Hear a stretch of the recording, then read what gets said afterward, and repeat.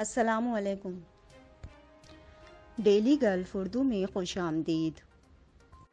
Abu Dhabi پہنچنے والے مسافروں کے لیے کووڈ PCR ٹیسٹ کی شرط ختم کر دی گئی۔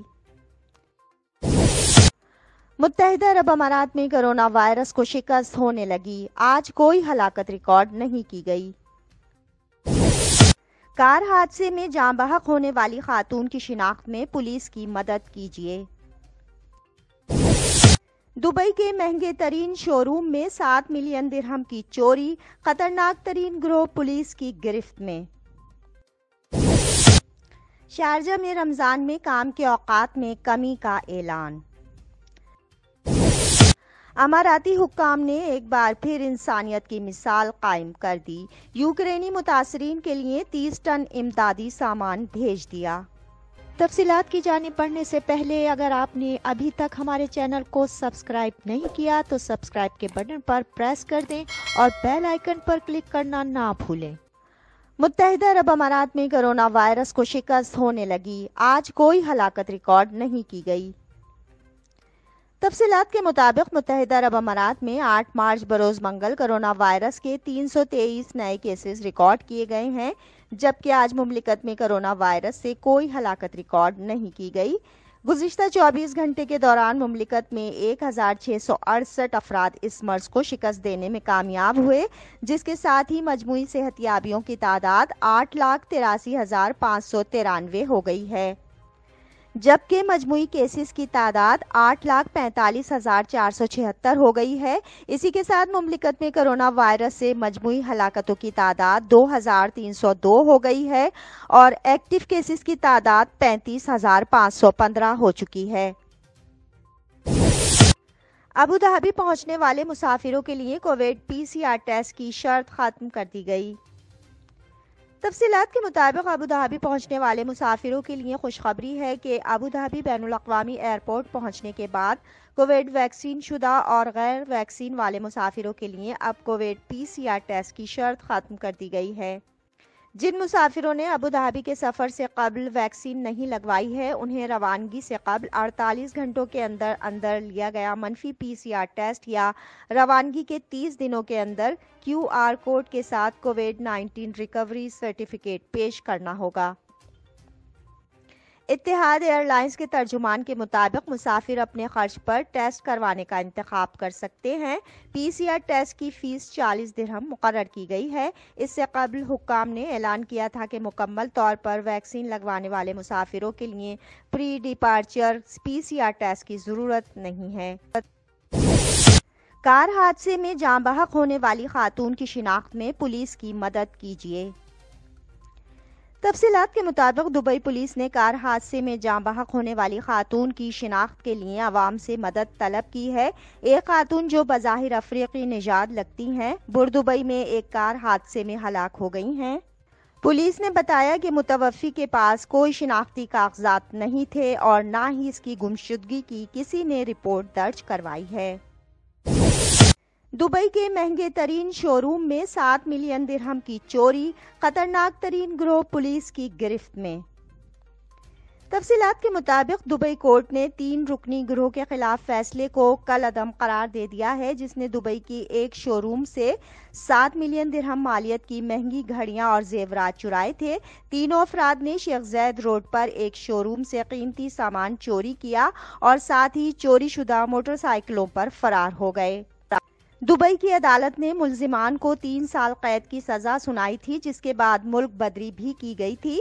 ان پر 7 ملین درہم کا جرمانہ بھی عائد کیا گیا، تاہم دبئی کی اپیل کورٹ نے ابتدائی فیصلے کے بقیہ حصے کو برقرار رکھتے ہوئے فیصلے کو کم کر کے 1 سال قید کر دیا۔ شو روم کے ایک ملازم نے بتایا کہ گینگ نے 38 مہنگی گھڑیاں، ہیرے، مہنگے بیگ اور 7 ملین درہم مالیت کا قیمتی سامان چوری کیا۔ دبئی پولیس کے مطابق تینوں ملزمان جو پیشہ ور چور تھے، انہوں نے شو روم میں گھسنے کے لیے آلات کا استعمال کیا، تاہم ہنگامی کال موصول ہونے کے 10 گھنٹے کے اندر انہیں گرفتار کر لیا گیا۔ ریکارڈ پر موجود ایک پولیس اہلکار نے بتایا کہ نقاب پوش افراد نے ڈیلیوری رائڈرز کی موٹر سائیکل چوری کر کے کارروائی انجام دی، لیکن ہم نے ملزمان کی شناخت کر کے انہیں گرفتار کر لیا۔ شارجہ میں رمضان میں کام کے اوقات میں کمی کا اعلان۔ تفصیلات کے مطابق مقدس مہینہ رمضان تیزی سے قریب آ رہا ہے۔ پہلا روزہ ہفتہ 2 اپریل کو متوقع ہے۔ شارجہ میں حکام نے رمضان کے مقدس مہینے میں سرکاری اداروں کے لیے کام کے اوقات کار کا اعلان کیا ہے۔ شارجہ کے محکمہ انسانی وسائل کی جانب سے ایک سرکولر پوسٹ کیا گیا ہے۔ اس سرکولر کے مطابق رمضان کے مہینے کے دوران سرکاری دفاتر کے اوقات صبح 9 بجے سے دوپہر 2:30 تک ہوں گے۔ اماراتی حکام نے ایک بار پھر انسانیت کی مثال قائم کر دی۔ یوکرینی متاثرین کے لیے 30 ٹن امدادی سامان بھیج دیا۔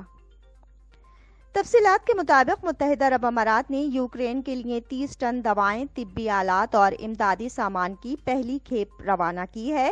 اماراتی خبر رساں ایجنسی وام کے مطابق امارات نے یہ امداد یوکرین کے متاثرہ شہریوں کے لیے بھیجی ہے۔ اقوام متحدہ نے یوکرین میں نقل مکانی کرنے والوں اور ہمسایہ ممالک میں پناہ گزینوں کے لیے امداد کی اپیل کی تھی۔ اب تک 1.2 ملین سے زائد پناہ گزین ریکارڈ پر آ چکے ہیں۔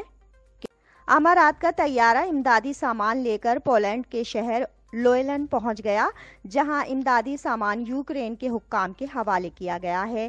یوکرین میں متعین اماراتی سفیر سالم الکعبی نے کہا کہ امارات نے امدادی سامان یوکرین کے شہریوں، خصوصاً خواتین اور بچوں کی انسانی ضروریات پوری کرنے کے لیے روانہ کیا ہے۔